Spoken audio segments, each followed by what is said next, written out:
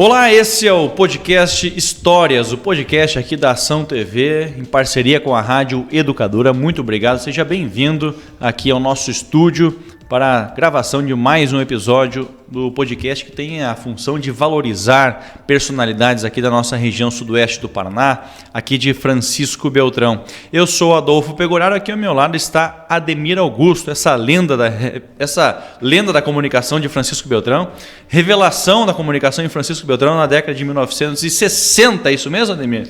Tudo bem, Adolfo?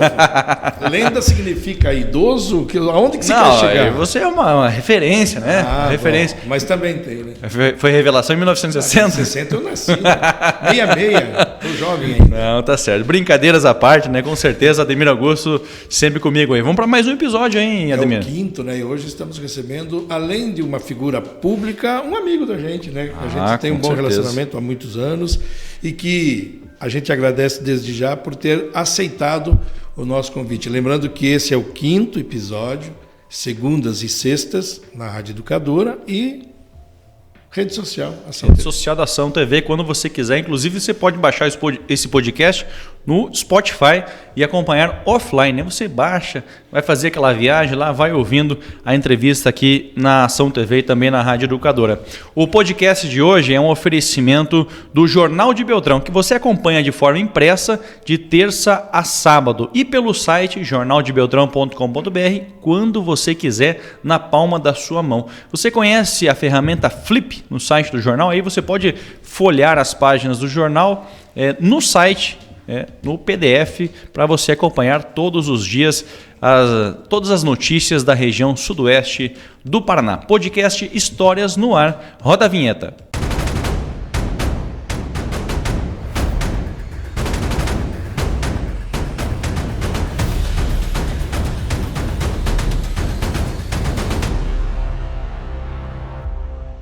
Muito bem, o nosso convidado de hoje é um político beltronense, já foi prefeito em Enéas Marques, ele já foi presidente da ANSOP, que é a Associação dos Municípios do Sudoeste do Paraná, foi vice-prefeito em Francisco Beltrão, também secretário estadual de Meio Ambiente do Paraná e hoje é secretário de Administração da Prefeitura de Francisco Beltrão. Estamos falando de Antônio Carlos Bonetti, que também é graduado em Gestão Pública pelo IFPR. Bonetti, tudo bem? Seja bem-vindo, muito obrigado pela presença.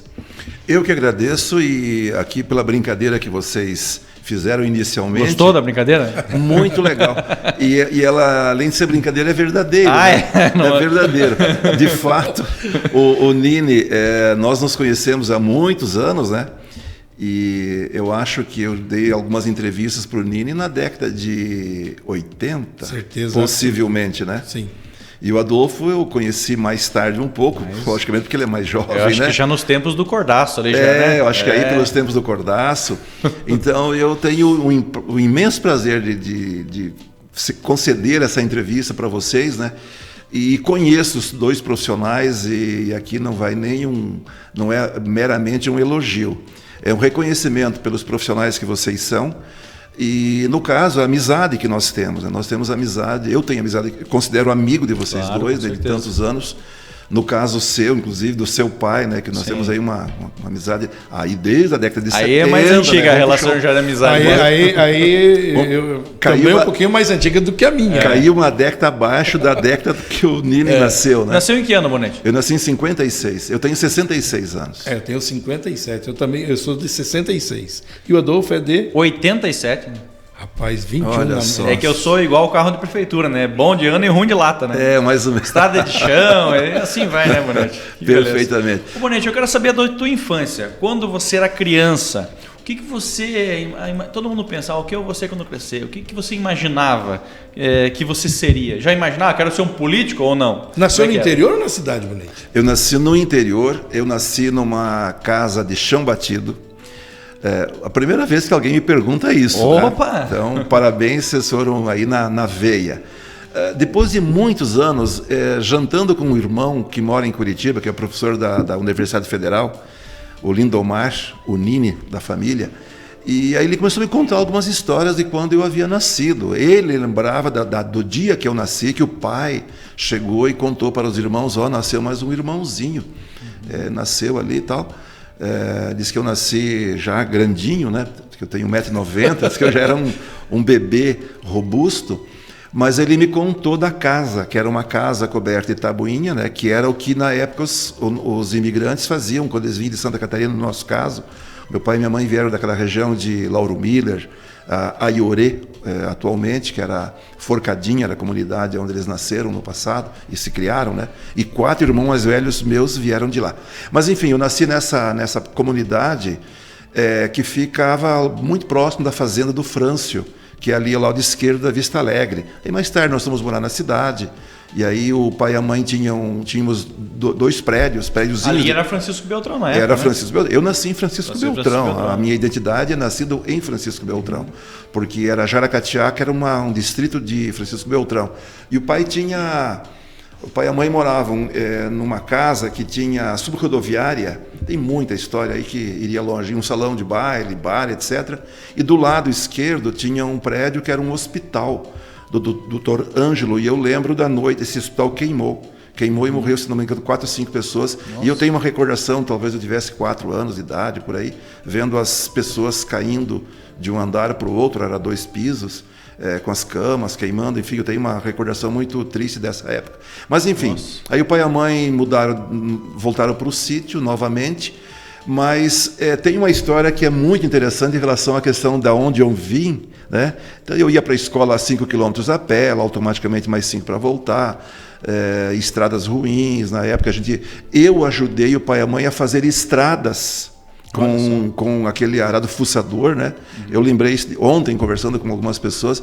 Então assim, a minha origem foi esta, a minha e dos meus irmãos, etc. Mas sobre a política tem um detalhe aqui, pena que eu tenho um irmão falecido, e ele contava que uma vez nós fomos no local mais alto do sítio, mais distante da casa, e eu olhei para o relevo do município de Enéas Marques, que tem muito morro, e eu disse, eu vou ser prefeito um dia e vou comprar um trator bem grande e vou deixar isso aí, esses morros vão acabar, eu vou deixar isso aí tudo plano, né, tudo certinho e tal. Que idade você tinha na época? Eu devia ter, sei lá, 10 anos de idade, e esse meu irmão contava, e meus irmãos mais velhos confirmam, disse que eu tinha essa... Então talvez fosse ali uma pretensão de fazer política, coisa que mais tarde foi muito natural, né? Em 80 meu segundo voto foi para mim, né? Eu fui prefeito com 25 anos, então, e já votei para mim. O segundo voto foi para você. O segundo voto foi para mim. Então eu comecei muito jovem, fui eleito com 25 anos. Mas enfim, aí eu saí de Enéas Marques, fui estudar, né? Fui fazer o colégio agrícola lá em Palmeiras, aonde a minha esposa ganhou na Mega Sena, sabia? Você conheceu lá? Ela me conheceu lá, casou comigo até hoje. Meu Deus do céu. A minha esposa, dia dos namorados hoje, eu vou ter que lembrar dela. Ela ganhou na Mega Sena e em 78 ela me conheceu. Isso aí. Importante é autoestima, hein, Bonetti? Tá, mas assim, você já pensava em ser político quando era criança? Ou não? Quero ter uma profissão que você almejava? Como é que era isso? Não tinha. Como é que era o pequeno Bonetti? Já foi pequeno, né, Bonetti? Já, uma vez sim. Não tinha essa pretensão. O que acontece, me parece que assim, no colégio agrícola, eu me envolvi lá no Grêmio Estudantil. Então, eu fazia política estudantil lá, né? Uhum. Fazia greve do ovo lá, brigava com o diretor, fazia as reivindicações. E na sequência, quando eu vim formado e já noivo, logo em seguida casamos, eu tinha um emprego de técnico em agropecuária no entreposto da cooperativa, e logo na sequência eu fui promovido para gerente do entreposto, mas tudo muito rápido. Eu casei em 79, em 80 eu já era gerente do entreposto, e em 82 eu fui candidato a prefeito. Mas eu me envolvi na comunidade, no caso, na época, em Nova Esperança, por exemplo, uma mobilização que eu coordenei. Nós não tínhamos sinal de televisão lá no distrito, e eu lembro que eu organizei as pessoas para dizer assim, nossa, a prefeitura de Enéas Marques tem que pôr um repetidor aqui, e nós organizamos lá, a gente construiu uma torre. Então eu comecei a me envolver nesse tipo de ação comunitária. E na sequência me chamaram para me filiar, na época, no PMDB. Eu acho que foi esse movimento que eu era gerente do entreposto, aí ajudava nessa movimentação de reivindicação, baixo-assinado. 80% da população morava no interior? Ah, sim. Contato sim. direto seu? E aí a gente fez essa mobilização, na sequência me chamaram para me filiar no PMDB. Na eleição, na época, era sublegenda, nós tínhamos 5 candidatos, era 3 de situação e eu e um ex-professor meu de oposição. E eu e o meu professor formamos uma chapa com um vice-prefeito, com um candidato a vice-prefeito, e eu e ele somamos mais votos que os outros 3, então eu fui o prefeito, e junto com esse vice, que era o Onésio Mioto, o meu ex-professor, o Nereu Stingelin, e na situação tinha 3 candidatos que somaram menos do que a gente. Enfim, nós ganhamos a eleição e eu fui o mais votado. Mas eu fui convidado para me filiar e ser o candidato na intenção do grupo, aparentemente, até do próprio Schalk, o Denis, na época, que eram nossos líderes, que eu fosse aquele menino jovem lá de Nova Esperança para ajudar a eleger o Nereu, que já era alguém que já havia disputado uma eleição. Sim. Então ele tinha uma tradição já na política, e eu não, era um menino, de repente, esse menino aí vai ajudar a eleger o professor, ele é um jovem aqui de Nova Esperança, do distrito, só que não combinaram com os eleitores, e eu fiz o maior número de votos, né? Então virei prefeito. Tá, e o que quando você começou na política, quem que era a tua referência, inspiração? O que você olhava? Não, essa pessoa aí realmente é um político que eu admiro. Assim. Muita clareza sobre isso. Na época era o Denis e o Schalk, eram os nomes da região aqui que a gente que organizava toda essa mobilização na época do PMDB. E no estado era o José Richa, tanto que eu me elegi prefeito no ano que ele se elegeu governador. Eu fui prefeito e ele governador no mesmo período. E no Brasil era Luiz Guimarães, mas eu tinha uma admiração muito maior pelo Mário Covas. Eu tinha uma admiração assim, e acho que se o Mário Covas tivesse sido presidente do Brasil, talvez a nossa história seria um pouquinho diferente e melhor. Diferente para melhor, né? Para melhor. O Mário Covas era uma referência na política.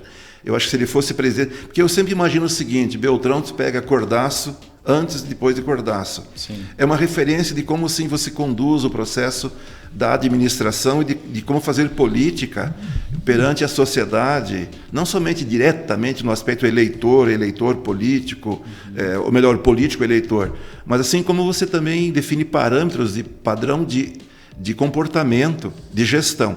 Então eu acho que o Cordaço é uma referência em Beltrão, depois tivemos bons prefeitos na sequência, mas eu acho que o Mário Covas teria sido, como foi José Richa para o Paraná. Foi um governador assim que até hoje, quem fala do José Richa, lembra dele sempre com grande respeito. Então ele foi uma referência. Eu acho que o Mário Covas seria, mas não se elegeu. Enfim, eram minhas referências da época. Com certeza. Todos falecidos, né?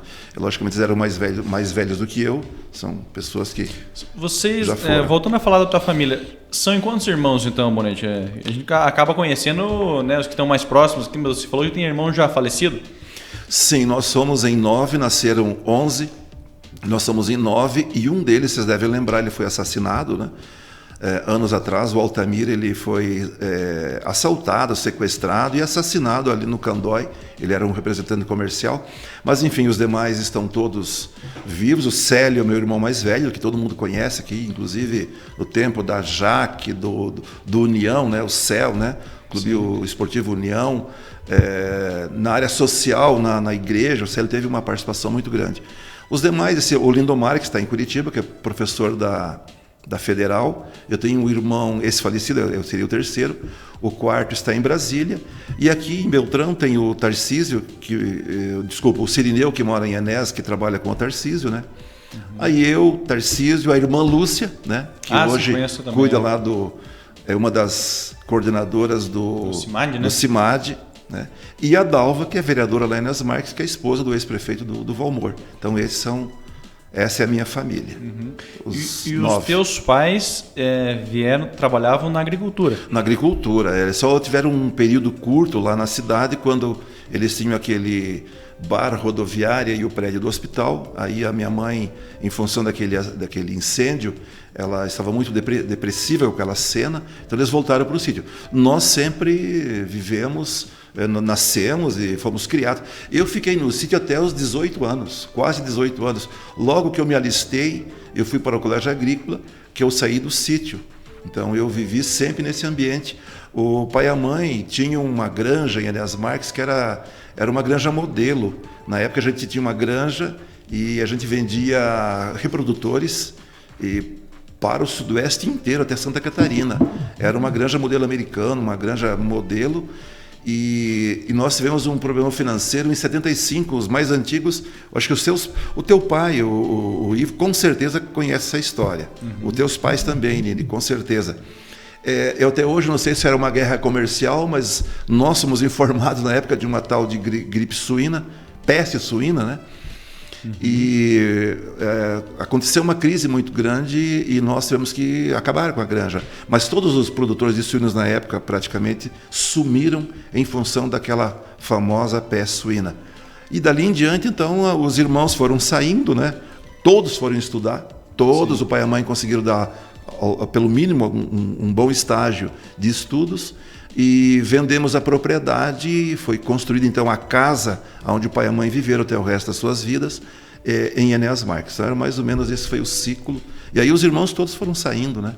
Legal. Ademir, espaço para uma pergunta aí, depois vamos fazer um intervalo. Ok. E a sua família, que o senhor constituiu? Ah, sim, a Sônia, então, nós nos conhecemos em Palmeira. A Sônia que é a sortuda, né? É, a sortuda, ela veio de Palmeira, né? Então a gente se conhece. Você foi estudar lá? Eu fui estudar. Trouxe ela na bagagem. Ela, claro, nós voltamos, eu voltei formado, noivo, e casamos logo em seguida, e ela veio morar comigo e trabalhar comigo aqui até hoje. Então ela já foi, eu fui eleito com 25 anos, nós não tínhamos a filha, a Carol não tinha nascido ainda. A Carol nasceu em julho de 83. Fazia 6 meses, mais ou menos, que eu tinha subido à prefeitura. Então está tudo muito recente, né?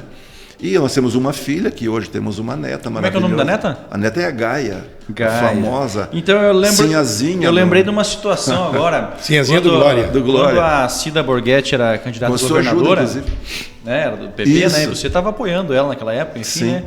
E aconteceu uma situação que não podia falar da Cida publicamente. E ele o Bonetti foi fazer um discurso, eu não lembro aonde que foi. Não sobe, foi isso? Eu já entendi. Tu lembrou já do que eu tô falando? Aí ele falou assim, não, porque a gente vai ser governado por uma mulher. O que você falou? Eu não lembro direito. Eu fiz assim, algumas referências às mulheres, né? E porque eu, inclusive, sou muito bem mandado. Eu sou mandada por 5 mulheres. Não, por 3 mulheres. 3 mulheres. Todo mundo achava que eu ia falar da Cida, né? Que eu não podia falar. Isso. Daí eu falei da Sônia, da Carol e da Gaia, falei. Aí todo mundo achou que a terceira seria a Cida. Que eu ia cometer uma gafe. Não, eu tava falando da neta. E porque ele não podia falar isso. Era véspera de eleição, assim. Eu falei, ele tá maluco, ele vai falar da Cida. Não todo mundo achou. Todo mundo entendeu a mensagem. Ele vai cometer um equívoco, vai falar da Cida. Eu falei da Gaia. Nem precisou falar o nome dela. Não, esse discurso foi muito inteligente, porque eu me lembro. É verdade. Foi muito legal. Vai lá, Ademir. Bom, política, eu estava prestando atenção na história dele, da família grande, né, Bonetti? Mas o seu pai foi um herói, né? Todos com formação, inclusive com professor de universidade, empresário muito bem sucedido aqui em Beltrão, que é o caso do Tarcísio. O senhor que entrou na política, foi prefeito e sempre, né, tem uma vida... Olha, a vida do Bonetti de conhecimento em gestão pública, na prática, além de ser formado, né? Mas na prática é para poucos, né, Bonetti? Eu acho que sim, são oportunidades. E quando eu falo desse detalhe, nos dias de hoje, eu faço questão porque, assim, nós temos que ter cuidado de, por exemplo, Bonetti falando bem do próprio, né? Então, não é essa a minha intenção. Mas é o seguinte, por exemplo, todos os cargos que eu ocupei hoje, graças a Deus, eu fui eleito. Então, eu disputei o processo eleitoral. Eu fui prefeito 2 vezes, eu elegi, as 2 vezes nós elegemos o sucessor, então são referências também de gestão bem avaliada. Tanto é que eu fui a primeira vez prefeito de 6 anos, eu saí de Enéas Marques, eu vim morar em Francisco Beltrão. E aí me convenceram a voltar, eu elegi o sucessor, que foi o Hélio Parzianello, me convenceram a voltar. Então eu morava em Beltrão, trabalhava como cordaço, na Fabicara, era gerente de vendas de caminhões. E aí me pediram para voltar. Como me convenceram que eu deveria voltar. O próprio Cordaço falou, você tem que voltar, as pessoas estão pedindo.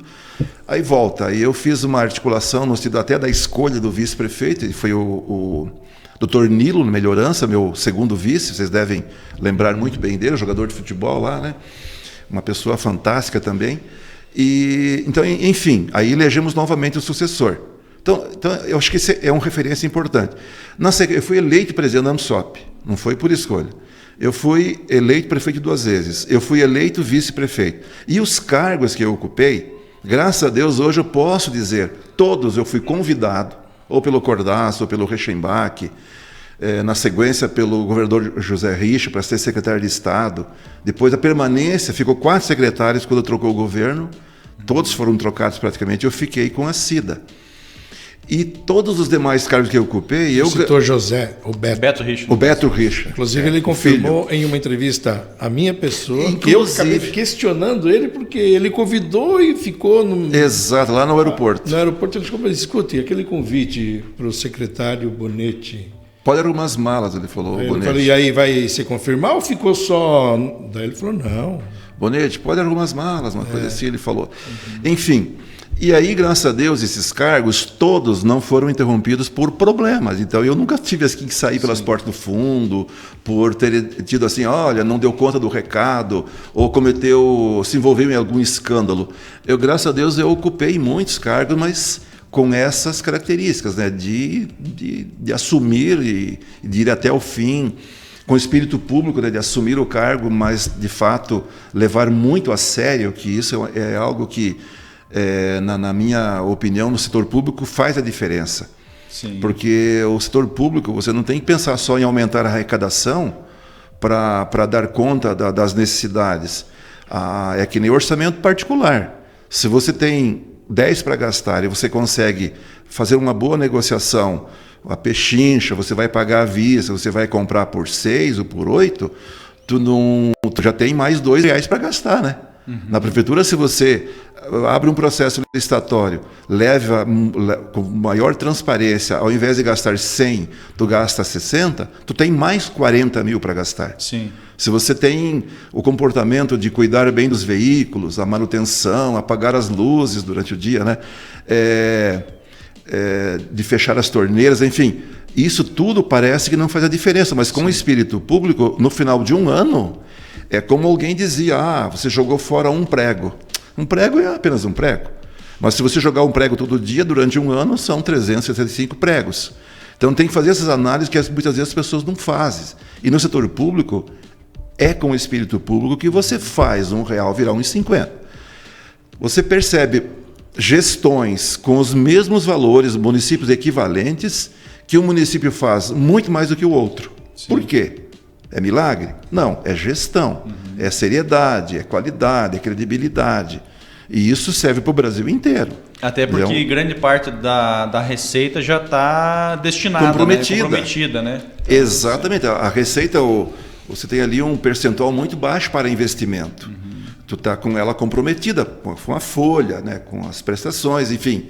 Tu está com o principal comprometido. Então, você tem que fazer milagre com dinheiro. E é com muito critério, com muito espírito público que se faz. Inclusive, cobrando das equipes, né, das pessoas que têm aquela cultura, mas isso aqui é público. Então, o público é mais do que o privado, na minha opinião. O público é mais importante que o privado, porque é de todos, né? O meu é meu, eu faço o que eu quero. Mas do público, não. O público é o contrário. Eu fiz uma pergunta... passado, talvez não muito distante, é que o tempo passa tão rápido, né, que a gente perde noção. Eu fiz uma pergunta uma vez para o Bonetti e ele teve muito orgulho em responder. Eu falei, Bonetti, algum processo eleitoral que você coordenou, que você participou, você perdeu? Ele falou, até hoje não. Continua assim ou teve algum tropeço depois? Não, teve uma eleição, como candidato nunca perdemos, né? Teve uma que eu senti muito, a perda foi quando eu fui coordenador da campanha do Cordaço, que ele era para ser o sucessor do Reichenbach, que eu era vice-prefeito. Foi uma eleição atípica e nós perdemos a eleição. Eu acho que foi aí um conjunto de fatores, mas enfim, foi a única que nós tivemos uma derrota com a minha participação. O restante sempre, os processos que eu me envolvi, não porque eu me envolvi, né? Mas eu não lembro de ter tido um outro caso de insucesso eleitoral, no caso. A gente teve muito sucesso nesse sentido. Muito bem. Esse Antônio Carlos Bonetti, nosso convidado aqui do podcast Histórias. A gente vai fazer um breve intervalo, daqui a pouco voltamos com mais um bloco do nosso podcast.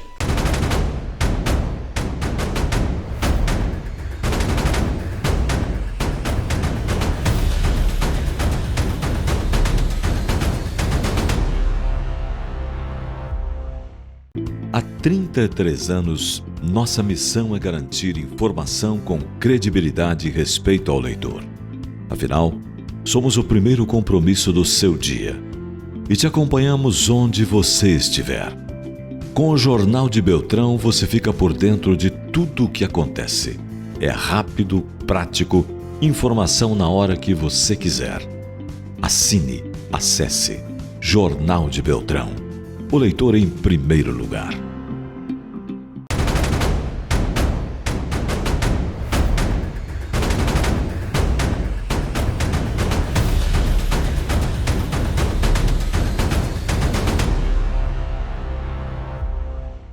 Voltamos com o podcast Histórias aqui na Ação TV e na Rádio Educadora. Hoje o entrevistado Antônio Carlos Bonetti. Bonetti, tem uma citação que você gosta de citar, que você gosta de mencionar, enfim, e por que você gosta dessa citação? Eu gosto da citação que vem lá do meu pai.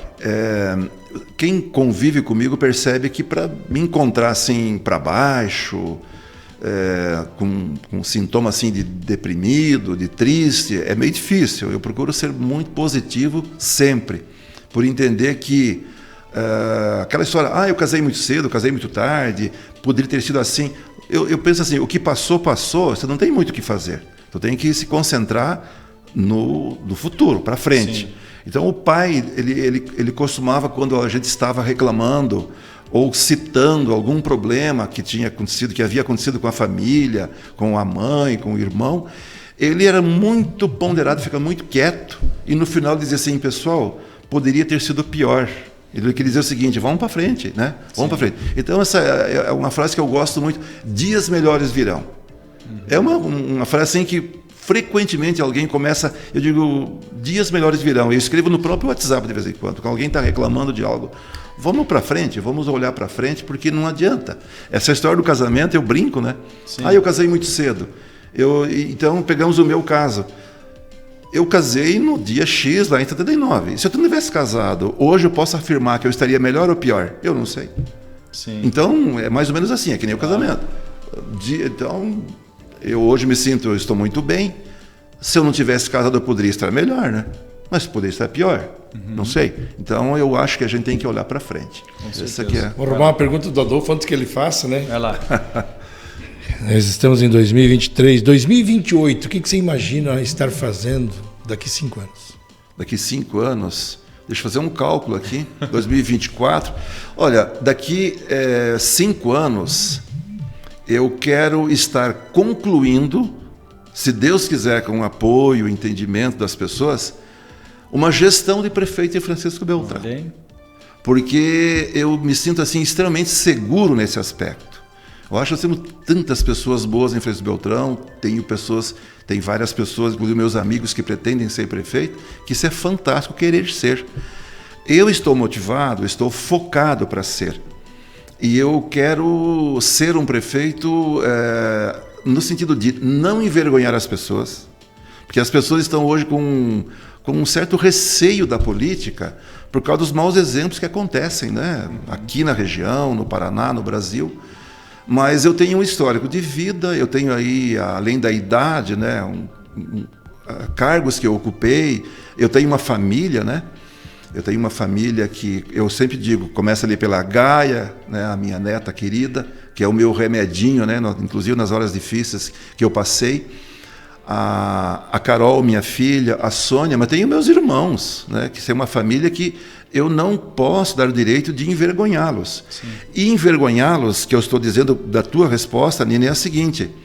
Então você elege um prefeito dali 2 anos, mas o prefeito é preguiçoso, o prefeito não é proativo, esse prefeito não sabe governar, ele não vai atrás das coisas, não luta, não articula politicamente. E aí, além disso, cometeu equívocos, inclusive no aspecto moral. Então as pessoas estão com vergonha. Não, isso não vai acontecer, porque eu me sinto muito seguro nesse aspecto pelo histórico, pelo meu histórico de vida. Então eu não tenho o direito de fazer algo e não tenho o porquê de fazer algo nesse sentido. Então eu tenho muita segurança de que é possível, que daqui 5 anos, né, porque política não é matemática, sim, né? Matemática, 2 mais 2 é 4 e ponto, né? Política não é bem assim, tem muitas variantes. Mas sinto que, se Deus quiser, a sua pergunta feito de hoje, vamos guardar. Seria aí um prefeito final de gestão, podendo dizer, olha, fazer uma gestão ainda melhor do que a do Kleber. Isso não é nada de errado dizer isso. Então, o filho quer ser e deve ser melhor que o pai. Sim. Os governantes sempre têm que procurar ser melhores do que os antecessores. Mesmo que pareça difícil. Pareça difícil, mas tem que ser assim, porque é o que a sociedade espera, inclusive. Sim. E você tem que pensar assim. Não pode ser Claro. Desculpa, o eleitor não gosta de político meia boca. Odeia prefeito bola murcha, meia boca. Eu estou usando termos para ficar bem didático, a minha opinião. Sim. Tem que ser aguerrido mesmo, tem que ter vontade. Essa pergunta eu gosto de fazer daqui a 5 anos, porque tem muita gente que não se pergunta, né? não almeja, né? E para quem não sabe onde quer ir, qualquer caminho serve, né? Hoje nem o Uber você não entrega em lugar nenhum se você não disser o teu destino. Então tem que saber o teu destino, o teu futuro, onde você quer chegar, né? Então, tem que querer, né? Tem que ter motivação. Né? E ser prefeito do mesmo tamanho que é assim... Não é um orgulho, ser prefeito de Beltrão, cidade de 100 mil habitantes, eu acho assim, muito importante. Mas não é só isso, é a responsabilidade de ser. Porque depois de eleito, você está ali e vai enfrentar dificuldades. Sim. Então, como vocês dizem lá na linguagem futebolística, é matar no peito e tocar a bola, dominar e tocar, porque o problema vem. Você não vai ter que terceirizar tudo. Olha... Não, você não pode, o prefeito tem que matar no peito e fazer a coisa porque andar. Tem muitos casos, né, que a gente sabe aqui da região, que ser prefeito nem sempre o cara pensou em ser. Daqui a pouco cria uma situação, uma nova realidade política no município e cai no colo do Adolfo, que não tem experiência nenhuma, mas é um cara bem-quisto na sociedade, é um empresário bem-sucedido, e que para confirmar que é parceiro dos companheiros, vai para o sacrifício e ganha eleição e assume o município com pouca experiência. Bonete, a pergunta que eu quero te fazer, você sabe tudo de prefeitura? Não, de jeito nenhum. E até um detalhe que o Kleber fala muito, nós temos ali um empresário fantástico, mas não está escrito, não tem garantia nenhuma que ele será um bom prefeito.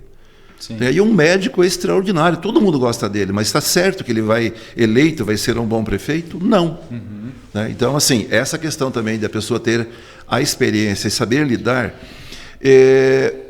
respondendo, não sei tudo. A gente sabe, pelos cargos que eu ocupei, só de Secretaria de Administração, eu fui 5 anos da gestão do Cordaço, depois Viação e Obras, Secretaria do Interior, eu voltei para a Secretaria de Administração na gestão do Reichenbach, eu acumulei cargo, né? E tinha só um salário, tá? Eu era vice-prefeito e acumulei o cargo de secretário de Interior 9 meses, depois de Administração. E depois fui chefe... depois virou moda, né? Porque praticamente todos os vice-prefeitos acabaram acumulando. Exato. Eu fui também... Que é uma forma de economizar também, né? Exatamente. Chefe regional da Coapar. Eu trabalhei na UniOeste durante 2 anos e meio na implantação do curso de medicina. E aí o secretário de Estado, que eu acho que aí também foi um aprendizado muito grande. Porque você passa para um andar onde você tem uma articulação muito próxima com colegas secretários de Estado, com o governador, com a governadora, no caso, também com órgãos federais, né? O secretário de Estado ele acaba tendo cadeiras, né? Por exemplo, eu tive uma cadeira, eu era membro do CONAMA, que é o Conselho Nacional de Meio Ambiente. Então você passa a ter uma visão também e aprender muito nesse aspecto. O segredo, Nini, da sua pergunta é o seguinte: você tendo uma noção e conhecimento, você acaba tendo melhores condições de buscar o máximo da assessoria. Porque se você não conhece a máquina, você tem dificuldade de saber quem pode resolver isso, quando, como. Então, assim, quando você conhece mais, você tem mais condições de escolher melhor, de coordenar melhor, de cobrar melhor, não ser autoritário, mas ter autoridade. O prefeito não deve ser autoritário, mas ele tem que ter autoridade. Ele é o prefeito, a palavra final tem que ser dele.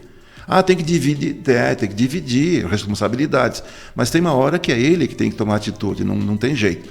Eu cito um exemplo que eu aprendi numa palestra já faz muitos anos, que a pergunta é o seguinte: vocês que são da imprensa, vocês já leram alguma manchete ou ouviram na televisão ou no rádio que alguém, funcionário do Butantan, foi picado de cobra ou picado de aranha? Vocês já ouviram essa manchete? Não, né? Daí a pergunta é, por que ninguém, de princípio, sofre um acidente, lá é picado de cobra? Porque o cara que trabalha lá, ele conhece o perigo, então ele sabe lidar com aquele ambiente. Ser prefeito é mais ou menos igual. Então é mais ou menos assim, tu tá ali no Butantã conhece o perigo. Tu conhece o perigo. Então você vai errar menos, você vai sofrer menos acidente porque conhece o perigo. Então sabe lidar. Ou igual o automóvel, né? Ou melhor, igual o cachorro que corre atrás de automóvel. Vocês já viram a cena? Uhum. Ele faz uma gritaria danada, a hora que o Fuca para ali, o Fusquinha parou, fica perdido. Ele perde, faz um xixizinho, dá uma cheiradinha e vira lá. Então você não pode ser prefeito igual o cachorro que corre atrás de automóvel, né? Tem que ganhar e tocar. É por Agora, aí. eu vou fazer uma pergunta que é bem fácil de fazer, talvez não seja tão fácil de responder. Mas a minha função é perguntar. Do que você mais se orgulha em sua vida? Olha, é fácil de responder. Opa, então é impressionante como talvez é a idade também, né? Uhum. Talvez a sensibilidade aumenta. Do meu casamento, da minha filha e da minha neta. Sim. E da minha família. Eu tenho um orgulho muito grande, porque eu acho que é por ali que você recebe a formação, vem lá da família, a formação. Você falou, né? Putz, o pai lá com 9 filhos, o pai e a mãe, criaram todos, deram o máximo para todos. Então, o meu orgulho é a minha família. E isso hoje me dá uma segurança muito grande, porque você vai enfrentar desafios. No meu caso, hoje, me propondo a enfrentar desafios de uma certa relevância. Se você não tem essa formação, essa segurança de vida, mas se não tiver, principalmente, o apoio da família, não dá para enfrentar. Uhum. Não dá. Porque é lá em casa, de vez em política, quando... principalmente, né? Nossa, lá em casa... Tem muitos que gostariam, talvez, até de contribuir na política, mas não tem o apoio familiar, né? Não que tem. É decisivo, né? E é decisivo pelo seguinte, porque você enfrenta problemas, aonde você vai, no fundo, abrir todos os detalhes, né? É lá em casa. Então ali eu tenho muito orgulho porque eu tenho um apoio da Sônia e da Carol incrível, né? Porque inclusive dos meus irmãos. Não é só o Bonete que é uma figura pública, a família do Bonete também acaba, né? Claro, eu sempre falo, mais, né? Eu sempre falo isso. Tarcísio, por exemplo, é um empresário que eu tenho um orgulho muito grande de dizer que é meu irmão. Inclusive fez um trabalho maravilhoso na CEFB, inclusive, na minha opinião, até inovador, né? No sentido assim de descentralizar, né, as ações, atividades, decisões e tal. Então o Tarcísio, e um empresário também muito, com uma imagem muito boa, né? Sim, o Tarcísio é uma figura interessante. E o restante, se você pegar o Célio, por exemplo, né?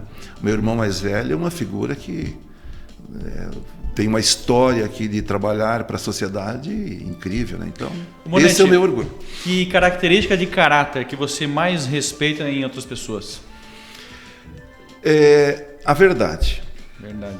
A verdade. Porque se você pensar a política de vez em quando eu me cobro, né? A pessoa chega para mim, vou citar um exemplo aqui, um prestador de serviço. Eu estou passando por dificuldades. E aqui em Beltrão tem vários amigos passando por dificuldades, porque promete, não cumpre, um monte de coisa. Então, vamos pegar um exemplo, o prestador de serviço. Qual é a diferença de você enganar, prometer e na política? A política é pior porque é público, e o que é público tem um valor sempre maior, tem que sempre se dar um valor maior, porque é de todos, né? Mas eu acho assim, a grande dificuldade é essa questão da sinceridade. Dizer sim, dizer não, explicar o sim, explicar o não, não enrolar. Isso deveria ser em tudo. Porque se tivesse essa relação mais limpa, vamos dizer assim, sim, entre as pessoas, o relacionamento humano seria outro. É que muitas vezes, isso é nos negócios, você sabe disso. Uhum. Não é Butantanzinho, o Butantanzinho não é só na prefeitura, não. Não é só na área pública.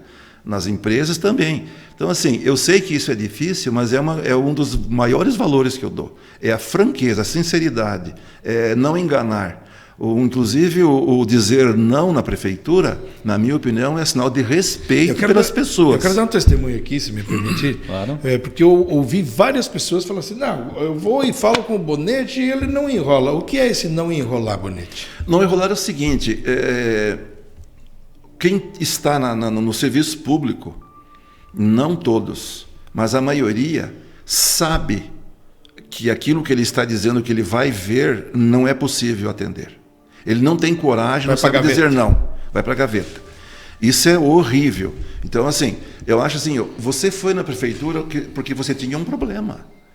E você foi lá, eu atendi mais ou menos bem, num atendimento meia boca, como se diz, e ainda te disse que eu vou te dar um retorno, e não te dei um retorno. Ali 6 meses, você está esperando uma resposta e não recebeu, ou daí você recebe ou não. Olha o tempo que você perdeu. Então aí é uma sacanagem que a gente faz com a pessoa. A pessoa pode no dia até sair com um pouquinho decepcionado, mas se eu explicar ou não, eu não enganei, ele não perdeu tempo, ele vai tocar a vida para frente, ele vai buscar alternativas, sabe? Então, assim, eu procuro, e posso dizer assim, eu sou muito procurado para resolver problemas, desenrolar problemas. Isso acontece muito. O Bonetti tem uma fama de ser despachado, né? Exatamente. Muita gente fala assim, o Bonetti é despachado. E na esfera pública é um grande feito ser despachado, porque a esfera pública é burocrática, né? Mas aí também é conhecimento, então você sabe, né? Então isso eu estou dizendo não, porque também se eu explicar um não e esse não for mentiroso, dali uns dias a pessoa descobriu que eu menti para ele, disse um não mentiroso, ele disse, aí também é outra sacanagem. Sim. Então não, é um não, porque a gente sabe, olha, isso aqui não é possível por um motivo tal. Então eu não enganei, não enrolei e fui despachado, a pessoa não perdeu tempo. E também é o seguinte, é muito comum as pessoas me procurarem, isso acontece todo dia. Hoje, inclusive, fui procurado. Olha, o meu sogro disse que eu fui em 1, 2, o cara contou, eu fui lá em 5 lugares e não resolveu, ninguém resolveu. Mas o meu sogro disse que era para você ir falar com o Bonetti. A pessoa foi lá e eu consegui fazer o encaminhamento porque, faltou alguém dizer, orientar, não posso contar o assunto, né? O que de fato tem que ser feito, o que teria que ser feito. A pessoa saiu da minha sala extremamente satisfeita. Ou seja, ele chegou a dizer, eu vou dar um tiro. Ele estava muito bravo. Ele estava já querendo matar um vizinho. Você orientou ele bem? Eu orientei ele bem, ele saiu de lá muito feliz. E também tem vezes que na hora eu não consigo dizer, olha, mas eu vou ficar com o seu número de telefone e eu vou lhe dar um retorno, mas eu dou o retorno. Tem gente que diz isso para se livrar. Sim. Joga o papelzinho no lixo, na gaveta e não dá o retorno. Então isso é piada no setor público, vou lhe dar um retorno. Mas se você prometeu, ligue para dizer, olha, o teu caso é possível, olha que maravilha. Olha, estou ligando para dizer que aquele caso eu avaliei por motivo tal, não é possível, certo? Muito obrigado, seu Bonetti. Pronto, é isso, né? E as pessoas têm medo de fazer isso. Certo. E aí é sacanagem, né? Engana as pessoas. Bonetti, a gente vai ter daqui a pouquinho o terceiro bloco, e aí o terceiro bloco vai ser só sobre política, né? Trazer um político beltranense não falar sobre política, né? Seria como ir a Roma e não visitar uma personalidade lá que todo mundo conhece. Bonetti, o que você gosta de fazer no seu tempo livre, né? O seu hobby, né? Bonetti chega em casa, toma banho, põe o pijaminha ali, a pantufa. Tomou banho o que o Bonetti vai fazer? Ou não. No tempo livre ali. No verão, mais banho. Olha, eu na verdade, eu já gostava mais de televisão. Hoje eu já gosto mais de ouvir música, brincar com a neta. Mas eu gosto muito, exceto as viagens, a gente gosta de viajar, a gente não consegue viajar muito, mas eu gosto muito de viajar. Serra Gaúcha, Curitiba, inclusive, nós gostamos muito para Curitiba, nos restaurantes de Curitiba e tal. Gastronomia. Mas eu gosto muito de chácara, de sítio. Então eu não tenho, mas eu aí me utilizo, né, no bom sentido, a chácara do meu irmão, do Tarcísio. Então de vez em quando eu tão cansado e tal, vamos para a chácara. Vamos colher laranja, coloca o pé na grama e a neta vai junto, ou quando não tinha neta, a filha, a esposa. Eu gosto muito de ir para o sítio. Ou se não, ficar em casa, conversar com a esposa, com a Carol, ouvir música. E eu gosto muito de, final de semana e à noite, ajudar a fazer almoço e janta. Ah, legal. E lava a louça, tá? Opa! Vocês me desculpem dizer mas isso. Mas imagina o tamanho da pia na casa do Bonetti, tem que ser, né? Eu vou colocar vocês em dificuldade. Tem 2 coisinhas na casa dele. Eu vou colocar... Quanto para ele lavar? Pra você lava a louça com esponja novinha, né? Não, água quente, esponja nova. Não, eu gosto de fazer serviço também em casa. Legal. Lavar a louça e tal. Isso é verdade, eu me sinto bem. Inclusive, hoje eu falei para minha esposa, olha que feriado legal. Nós fomos eu fui no Rotary, nós fomos no circo, nós fomos na chácara, nós fomos até na Argentina, né, fazer importação Enfim, a gente foi um final de semana na missa, né? Lá na missa de Santo Antônio. Então foi um final de semana um feriado bem legal. Mas aí eu comecei a comentar, mas eu pintei o rodapé da sacada. Sim. Mas eu pintei o armário de um banheiro. Então esses servicinhos da casa eu também faço. Pintura e é mais no sentido de relaxar mesmo. Relaxar, eu gosto de fazer esse serviço da casa. Deixar o celular no canto ali, né? Deixo, de vez em quando eu jogo. Ali pelas 7h30, 8 horas o celular vai lá pro carregador e desliga, senão não dá, né? Legal. Última pergunta e vamos pro bloco, Ademir Augusto. Pois você falou... Fala você, né? Sim, me permite, né? Você falou em restaurante. Até porque eu tô com 32 anos, né? Fica bem. Faz 32 anos que ele pegou cachumba já. Bonete, restaurante Curitiba, o que você Ai, meu curte? Deus. Que tipo de culinária? Paladar aí, o que você... Comida italiana. Italiana. A gente morou lá, inclusive, e a gente já conhecia bem, mas daí a gente começou a fuçar, como Curitiba se diz. parece que não tem fim, né? Não tem fim. Assim, Não tem. Pode morar 20 anos lá que não conhece. Se bem que tudo. Beltrão, além de ter um comércio maravilhoso, a gastronomia em Beltrão é respeitável. Aqui, olha, inclusive nossos amigos de Pato Branco, que tem coisas boas também, né? Mas a gastronomia aqui, por eles, é vista como uma das melhores também. Nós aqui é uma diversidade muito grande. Mas, enfim, Curitiba nós gostamos muito e a gente quase que não foi a Curitiba se a gente não vai no Madalosso, sabe? Então a gente gosta muito do Madalosso, que é um restaurante que nós vamos assim há 40 anos, né? Então a gente tem um desejo de ir lá. Mas, enfim, Curitiba é um absurdo, né? A gente ia em churrascaria em Curitiba e, por último, comer sushi, né? Sim. Porque tu vai na churrascaria, tem um sushi maravilhoso, você acaba comendo sushi e comendo pouca carne, né? Com certeza. Então, mas é gastronomia de Curitiba. E parques. Curitiba também, se você começar a escolher nos domingos para visitar parques, você vai longe para visitar todos. E parques bons também. Mas, em resumo, a gastronomia. Muito bem. Esse Antônio Carlos Bonetti, nosso entrevistado aqui no podcast Histórias da Ação TV e da Rádio Educadora. Vamos para um breve intervalo, daqui a pouco voltamos com o nosso terceiro bloco.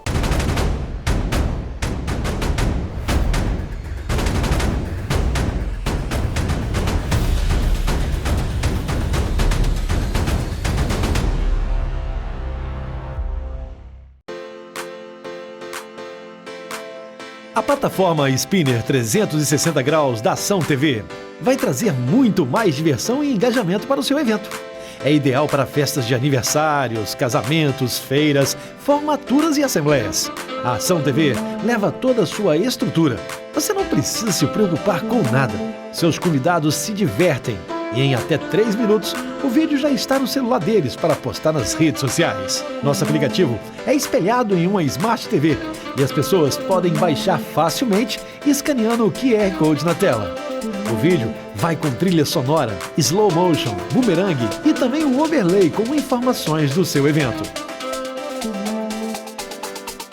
Personalizamos a pista de dança com a logo da sua empresa.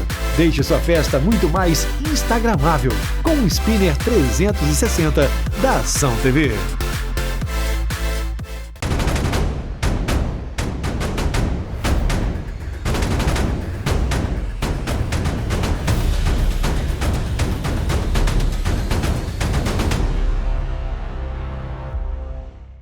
Muito bem, estamos de volta com o podcast Histórias aqui na Ação TV e também na Rádio Educadora. Nosso entrevistado Antônio Carlos Bonetti. Bom, o Bonetti passou por um tratamento de linfoma, está se recuperando muito bem. Bonetti, conta um pouquinho como é que foi essa situação, né, que envolveu a toda a família, enfim, como é que foi esse tratamento que você fez? Bom, na verdade, de maneira assim bastante rápida, até porque eu divulguei, eu tomei a decisão por 2 motivos. Primeiro, porque eu era pré-candidato a deputado federal e no mesmo momento ali que eu tinha que tomar uma decisão de me afastar do cargo de confiança da prefeitura, eu comecei com sintomas e diagnóstico e confirmação. Eu tinha que tomar a decisão de sair do cargo, se eu não me engano, dia 30 de março do ano passado. Dia 27 eu publiquei uma nota dizendo que eu não seria candidato e dizendo o porquê, divulgando então que eu estava com linfoma. Eu divulguei uma nota dizendo que eu estava com problema de saúde, né? Mais tarde que a gente com o PET scan daí divulgou o tipo de doença, né? Que era um câncer, né? Linfoma. Eu, na verdade, durante a Expobel, da última Expobel, era um período muito quente e eu tinha assim uma dificuldade muito grande para dormir. Eu estava com um problema de insônia, que não era normal, eu sempre dormi muito bem. Sim. E eu molhava a cama, mas encharcava a fronha e lençol com sudorese. E a minha esposa dizia, não é normal isso, nós estamos com o ar ligado a 16, eu estou com frio, e se está molhando a cama de suor. E eu não sabia, né? E também eu estava vivendo uma fase de muito estresse. Eu estava com pensamentos assim, até de receio de tomar atitudes de rompantes em reuniões, estava muito estressado. Enfim, um dia, por acaso, o doutor Alceu pediu uma tomografia do abdômen total e estava tudo impecável, exceto lá no final, escrito inúmeros linfonodos, e aí dizia lá, os linfonodos próximos da bexiga e próximos de vários órgãos, com mais ou menos tais dimensões. A hora que você ouviu aquele exame, ele me chamou no consultório e falou, cara, isso aí, vamos ter um papo sério aqui, ele me falou.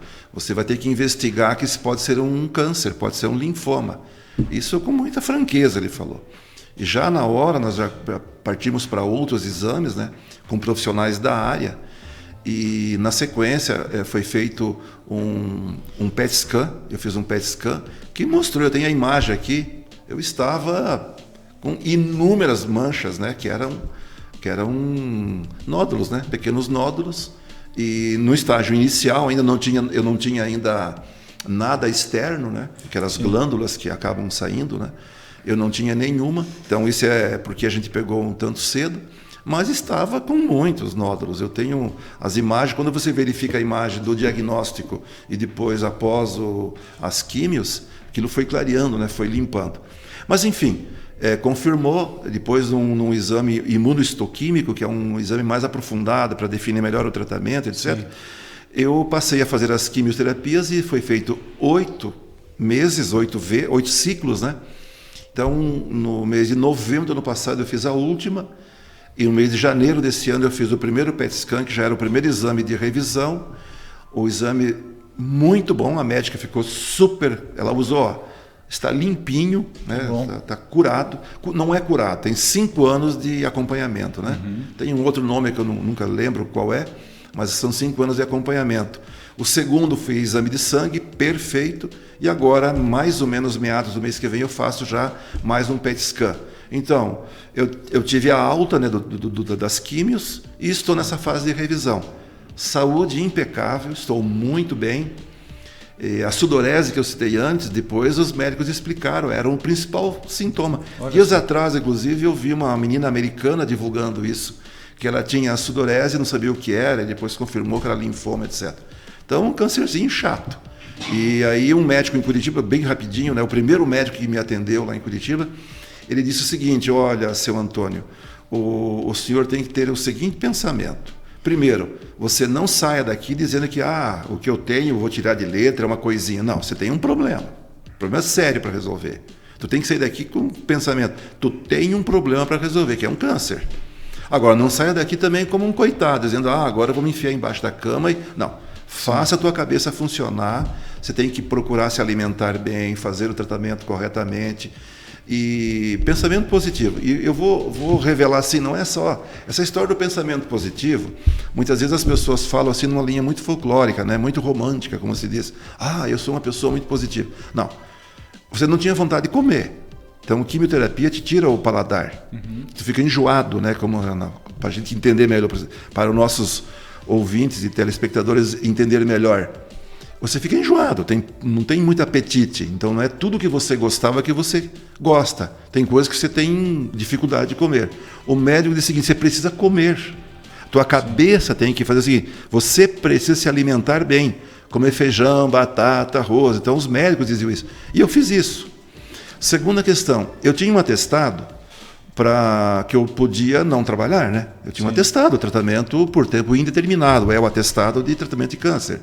Quando tu começa, tu não sabe exatamente quanto tempo tu vai se tratar, como que o organismo vai reagir. Eu não usei o atestado. Eu só não trabalhava os dias que eu ia, logicamente, fazer as químios, né? Um dia antes para preparar, um dia depois, o dia da químio, um dia depois que era o pós-químio, que o tratamento é muito forte. E do 7º dia ao 15º dia após a químio, os efeitos colaterais são muito fortes. Então tinha dias que eu dormia mal à noite e dormia um pouco à tarde. Mas eu ia trabalhar. Eu ia trabalhar ao ponto de algumas vezes o Kleber, o prefeito, dizer: Bonete, vá para casa descansar. Mas eu optei por trabalhar. Então eu era um cara de atestado, mas querendo trabalhar. Eu lá no hospital, eu pedia para a enfermeira colocar o acesso no braço esquerdo para mim poder ficar com o direito disponível para mim acompanhar as coisas da prefeitura. Eu continuei assinava documento no sistema do protocolo eletrônico, eu continuava trabalhando. Então eu não me afastei. E aí eu fiz errado isso? Não. Eu me sinto feliz por ter feito isso.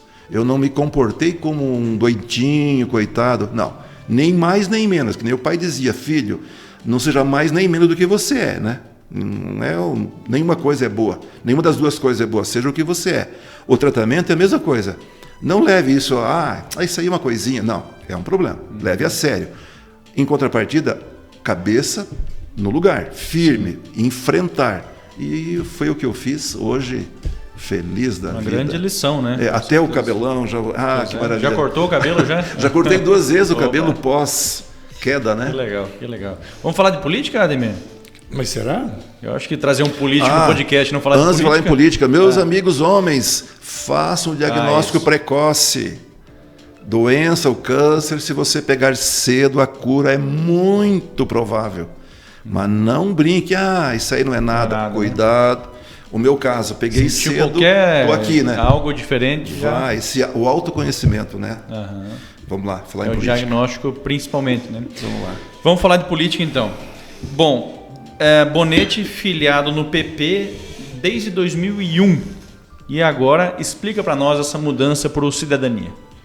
Bom, primeiro em relação ao PP. Após o convite que eu recebi do presidente estadual Rubens Bueno para ingressar à Cidadania de Francisco Beltrão, a gente fez uma transição. Então eu conversei com a Helenira aqui em Beltrão, que é presidente do PP aqui. Fui a Curitiba e conversei com o Ricardo Barros, que é quem tem a maior liderança do PP do Paraná, juntamente com a Cida, né? Sim.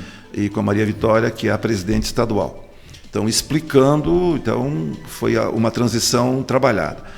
Tem uma relação não de rompimento com o PP de Beltrão, muito pelo contrário.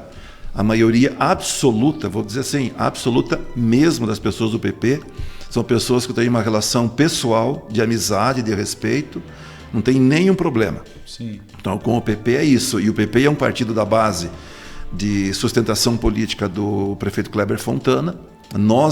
Eu inclusive fui para a administração pelo PP, e então essa relação é tranquila.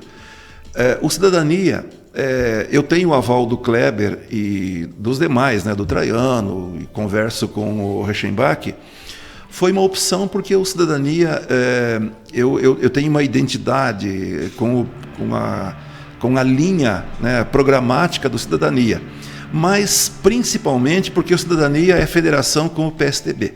Então, o Bonete Cidadania, juntamente com o PSDB, é a ampliação da base de apoio do atual prefeito. Então, essa sustentação da base de apoio do prefeito foi com que também nós tomamos a decisão de aceitar o convite e de fazer a filiação, e não somente fazer a filiação, como criar a comissão provisória e buscar filiados. Nós estamos filiando pessoas, não é o nosso objetivo filiar 200, 500, 1.000 pessoas, é muito menos pegar pessoas de outros partidos da base. Sim. Mas ter um partido com um número mínimo necessário de filiados, de pessoas boas, lideranças, pessoas com bom histórico na comunidade. E, nesse sentido também, oferecer para o grupo político, eu nunca falo de um partido, que nós somos um grupo político, que é formado por vários partidos, também opções do ano que vem. Então, ano que vem nós teremos eleição para prefeito de Francisco Beltrão, e nesse viés de articulação, eu chamo de movimentação, essa movimentação que nós estamos fazendo tem esse objetivo também, de oferecer para o grupo a possibilidade do Cidadania ter candidato a prefeito e também compor, logicamente, a coligação juntamente com os demais partidos que hoje dão sustentação ao Kleber. Se é para falar em política, então vamos fazer uma pergunta direta. O senhor é pré-candidato a prefeito? Olha, eu não gosto de afirmar. A pré-candidatura a prefeito é quando você tem condições de encontrar uma forma de dizer, o Bonetti foi lançado candidato a prefeito de Beltrão, pré-candidato.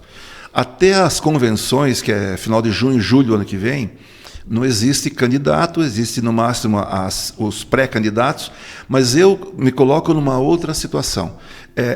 Eu estou com muita clareza, eu estou falando isso com muita clareza, né? Que eu estou à disposição do grupo para ser candidato a prefeito. Então, eu conversei com o Kleber, eu conversei com o Traiano, estou conversando com o Reichenbach, com quem eu fui vice-prefeito. Eu converso com o Pedron, que é meu compadre e meu amigo, e converso com lideranças todos os dias, e dizendo a minha disposição de ser o candidato. Mas eu tenho convicção de um detalhe, ninguém chega a lugar nenhum sozinho. Eu não chegarei daqui um ano e pouco, Bonetti é candidato, só porque eu quero. Mas, antes de tudo, eu tenho que dizer da minha vontade de ser, sim, da minha disposição de ser. Então, a minha condição hoje é esta, de fazer uma análise sobre aquilo que nós já falamos nos blocos anteriores, do ambiente que eu vivo, no ambiente familiar, de apoio, do ambiente que eu vivo em relação aos apoios que eu recebo todos os dias de pessoas dizendo, olha, Bonetti, você tem aí um histórico de atuação na área pública, eu acho que você tem um currículo, eu acho que você tem experiência, eu acho que é o momento de você ser candidato. Então, tudo isso eu estou avaliando e isso serve como motivação para me dizer que eu estou com vontade de ser. E, como eu disse antes, ser prefeito de Beltrão é um orgulho muito grande. Mas não é só, eu quero ter orgulho de ser prefeito. Não, tem que ter a convicção de que, ganhando a eleição, tem que ter estrutura para governar bem. E uma coisa que eu falo, e eu falei brincando antes, mas eu falo isso, eu estou com vontade de falar, e vou repetir muitas vezes, e talvez seja surpresa para as pessoas ouvir de um político, que eu não vou envergonhar ninguém, sendo candidato, sendo prefeito, porque as pessoas não querem. A política brasileira já está assim, o político está com uma imagem ruim. Então, quem elege é o eleitor, mas muitas vezes o eleitor se sente traído. Elegi alguém para trabalhar, o prefeito é preguiçoso. Elegi alguém porque eu achei que seria um prefeito competente, mas ele não é competente. Ele se acomodou, ele não vai atrás de articulação política, porque hoje não é só o recurso do próprio, do município, que faz a diferença. A diferença é fazer uma boa gestão com o recurso próprio, mas ir atrás de dinheiro. Sim. Por exemplo, uma coisa que eu esqueci, já falando, a obra das enchentes, por exemplo. O orgulho que eu tenho. Então, Beltrão tem um secretário de Estado. Já é algo extraordinário. Quantos beltronenses foram secretários de Estado? Sim. Eu fui um deles. Lá, nós tínhamos a obrigação, o secretário tem a obrigação de, com a equipe, fazer as políticas, né? Então, os programas, os projetos na área ambiental do Estado. Mas eu tive a cautela de, baseado em estudos anteriores, mas aprofundar os estudos e trazer todo o diagnóstico, né? Fazer todo o processo. Eu tenho tudo isso documentado, até desenho feito à caneta, na minha sala, que o Neve Uro, inclusive, presenciou, de um rascunho do túnel, né? E para levar para o Traiano o primeiro estudo, para convencer o Traiano que a gente tinha uma solução para as enchentes em Beltrão. Para o Traiano, convencer o governador da época, o Beto Richa, que nós tínhamos uma solução para Beltrão. Então, é isso que hoje eu me sinto motivado, porque eu estive lá e para não ouvir o que eu já ouvi de outras pessoas. Mas um beltronense foi em tal lugar e não teve um comportamento de um beltronense. Ou seja, não fazer só o trivial, né? Só o basiquinho lá. Não, ir atrás de algo mais. Foi o que a gente fez em relação às enchentes. E aí sempre ressalvando o seguinte, tem que se dar mérito a quem tem mérito, né? Se não fosse aquela combinação política, que eu acho sempre muito bom citar, né? Sim. O Traiano, se não tivesse lá o Traiano convencido, mas com o poder que tinha e que tem mais ainda, né? Cada vez mais, para convencer o governador e conseguir, na época, quase 50 milhões. Hoje o valor corrigido é mais de 50 milhões. E se não tem um Kleber depois que mata no peito, né, como vocês dizem na linguagem futebolística, mata no peito para executar, primeiro contratar os projetos, que são complexos. Uma obra desse nível no período urbano é muito complexo. Mas enfim, eu saí da parte política, mas para ser justo, aí o Kleber mata no peito isso e executa esta obra. Ela vai ficar pronta agora. Em agosto, se Deus quiser, ela estará pronta. Então assim, é isso que traz motivação. Não é somente assim, depois nós vamos só fazer o feijão com arroz. Não. Um prefeito tem que fazer o feijão com arroz, quer fazer o dia a dia e fazer com que as pessoas tenham o melhor padrão de vida possível com aquilo que o município tem já naturalmente disponível na saúde, na educação, etc. Mas ele tem que ter também a habilidade para, com a articulação política, buscar 70 milhões para um contorno, 50 milhões para um túnel. Nós temos que fazer outras obras de infraestrutura em Beltrão, entender que Beltrão é um polo regional, não é mais uma vila, é uma cidade que cresce muito. E cidade que cresce muito... Será que o Kleber vai ser o prefeito dos 100 mil habitantes ano que vem ou já vai ser o próximo prefeito? Não, acho que o Kleber ainda não... Ainda não chega aos 100 mil habitantes, mas vai estar próximo. Muito próximo. Então o próximo prefeito é possível que seja o prefeito dos 100 mil habitantes. Que muda de status, inclusive. Cidade com 100 mil habitantes, você sabe que tem muitos investidores que... Tem franquias que vêm, né? Que tem aquele parâmetro, mais de 100 mil, mais de 150 mil. Então é isso, a gente tem que ter essa disposição. Então a minha resposta foi um pouquinho mais longa. Eu fiz questão de citar essa questão das enchentes. Que foi algo muito... Porque é algo que é real, verdadeiro. Assim, quando foi anunciada essa obra, foi falado em resolver, não é amenizar. Foi falado em resolver o problema das enchentes. E eu, na época, eu matutei na minha cabeça, mas será que não é muito arrojado falar resolver uma situação? Porque é algo que na minha cabeça era sem resolução.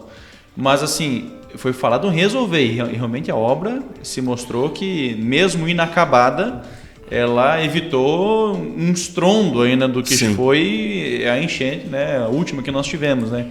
Então é uma obra inédita, né, em cidades do interior, né, no Brasil. Perfeito. Né? Por isso que eu falo do Kleber, porque se o Kleber não é um prefeito corajoso, e chama coragem isso aí, coragem. Porque assim, quem entende de túneis, etc., pega o Wilson Flessac, o Edson Flessac, que constrói usinas.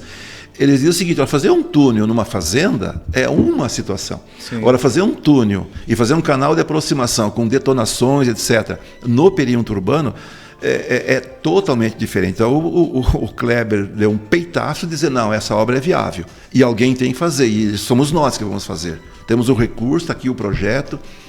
E essa obra, veja bem, aí de vez em quando alguém dá as pitacas, beleza, todo mundo gosta de opinar, é que nem futebol, né? Sim. Só que ali tem quantos engenheiros, quantas formações tem, desde IFAM, a questão ambiental, a questão geológica, tem muita gente por trás dessa obra que não aparece.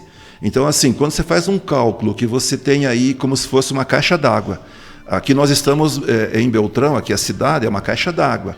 Então, chove na região, essa caixa d'água vai encher.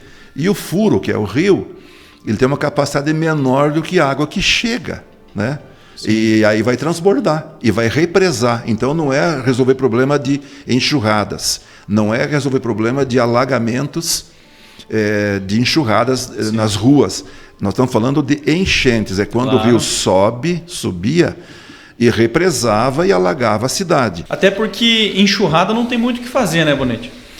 Na verdade, uma solução definitiva eu não acredito, porque a cidade, quando começou a se consolidar as vias no passado, e um perímetro urbano cheio de córregos, de rios e etc., esse assunto não é tão simples de ser resolvido. Mas o Kleber está fazendo estudos, inclusive, para fazer algum tipo de tratamento no Lonqueador, no Urutago, no Córrego Progresso, com o intuito também de diminuir esses problemas. Mas o que está se buscando com o túnel é resolver o problema de enchentes marrecas, quando transbordava e represava os rios menores que causavam os problemas no perímetro urbano.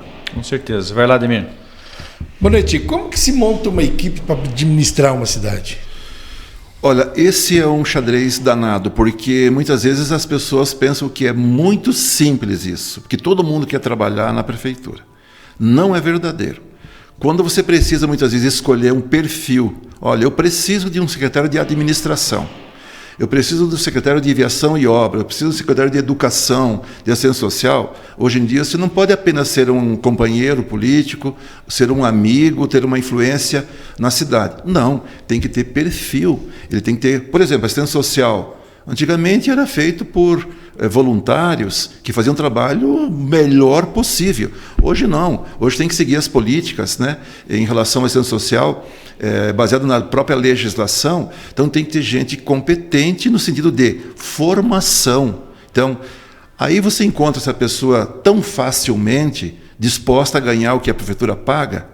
Tem gente que acha, nossa, a prefeitura paga um dinheiro. Não. De vez em quando se procura e tem uma pessoa fantástica. Muitas pessoas, que as pessoas não sabem que foram convidados pelo Cordaz, pelo Reichenbach, pelo Neto, pelo Kleber, que não aceitam o convite. Porque onde eles estão, na empresa, eles ganham mais. E também não querem se sujeitar a ter essa dedicação de 24 horas, né? Porque o serviço público, nós trabalhamos, é muito comum estar trabalhando de madrugada, resolvendo problemas no final de semana, feriado, já não para. Então não é tão simples. Agora, então, responder de maneira mais objetiva. Procurar conciliar essa questão de companheirismo para a formação de uma equipe de cargos de confiança, isso é igual no mundo inteiro, afinidade política, afinidade ideológica, dedicação, disposição de trabalhar muito e ganhar o valor que a prefeitura pode pagar, né? Então, não é muito simples. Agora, eu tenho convicção, e isso eu frequentemente, inclusive, por incrível que pareça, pela manhã, na hora que eu acordo, eu faço algumas reflexões nesse sentido. Tá, então vamos supor que tudo isso que nós estamos falando aqui dê certo. Bonete candidato, Bonete eleito prefeito, agora você tem que formar uma equipe. Então tem uma série de fatores a serem observados. Mas eu tenho, assim, bastante convicção que eu teria, pelo conhecimento que eu tenho do serviço público, inclusive da Prefeitura de Francisco Beltrão, porque eu trabalho na Prefeitura de Francisco Beltrão há muito tempo, e isso, para as pessoas, é importante pensar, não é ruim isso. Se eu estou trabalhando por muito tempo é porque alguma vantagem os prefeitos veem, né, em ter lá o Bonete trabalhando, que é no caso. Tem um problema, surgiu um problema, você tem que resolver. Então, se você não sabe, tu precisa ter noção de que quem sabe. Então, qual é o setor que você vai direcionar? Quem você vai chamar para trazer para você uma assessoria técnica? Eu tinha lá em Curitiba um funcionário de carreira do Estado, um tal de Adalberto, que era a pessoa que, quando apertava lá o secretário Bonete, lá tinha uma dúvida, eu dizia, Adalberto, por favor, venha até a minha sala. Adalberto, esse assunto, o que você faria? Olha, secretário, isso aqui é assim, assim, assim. Ele me dava as dicas. Aqui é a mesma coisa. O prefeito tem que ter essa possibilidade de saber quem chamar e como se assessorar.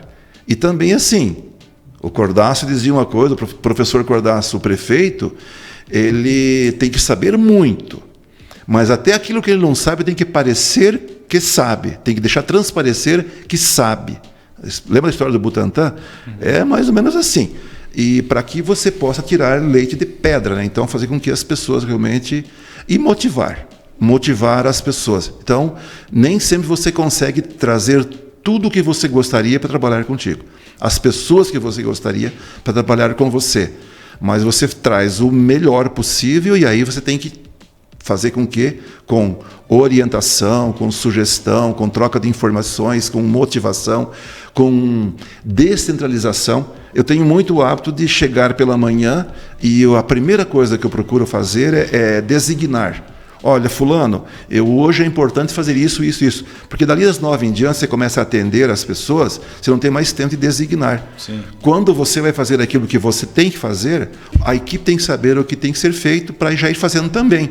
Então tudo vai acontecendo, não ficar esperando, né? Simultaneamente. Então se o prefeito é inseguro, não sabe, ele, de repente, à tarde ele está querendo cobrar alguma coisa que deveria ter cobrado às 8, ou designado alguém para fazer às 8.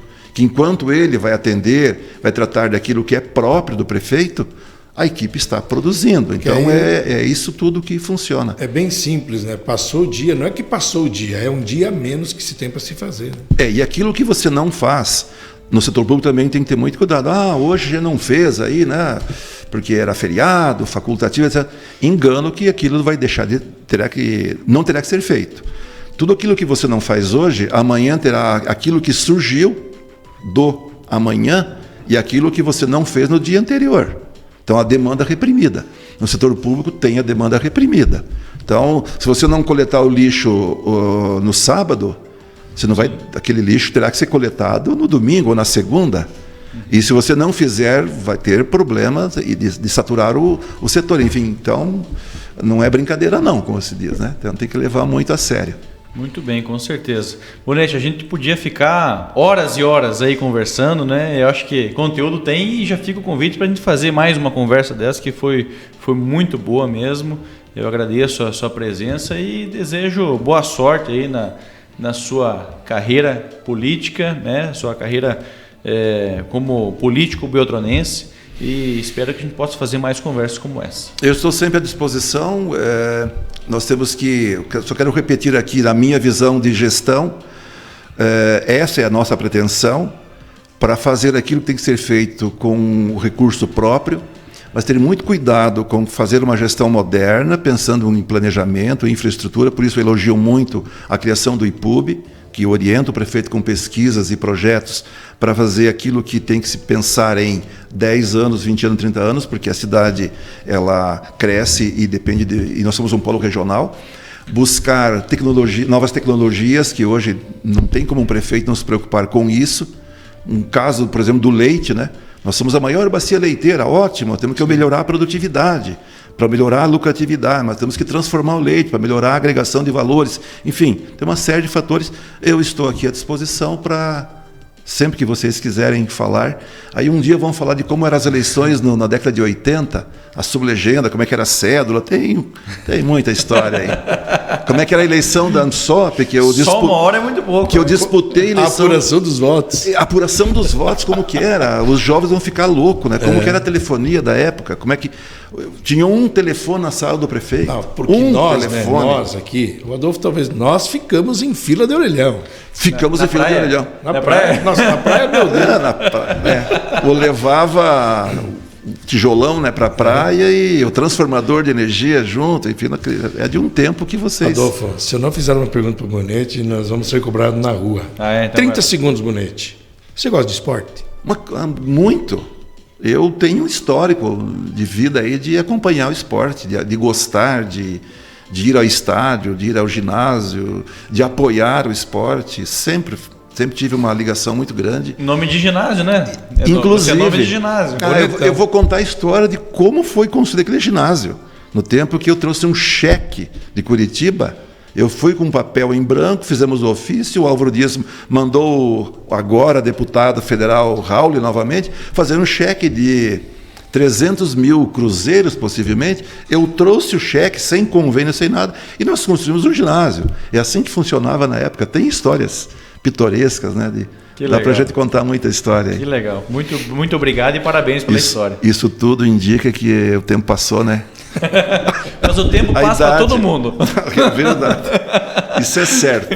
Isso é legal. Muito certo. Bom. Um abraço. Obrigado, Bonetti. Parabéns pela entrevista. Valeu, muito obrigado. Obrigado, Adolfo. Obrigado ao Bonetti. Sucesso, né? Esperamos que daqui 5 anos a gente possa repetir ele em final de gestão, por que não, né? Com certeza. É importante saber onde quer chegar, né? O Bonetti já disse que quer estar daqui 5 anos encerrando a gestão como prefeito de Francisco Beltrão.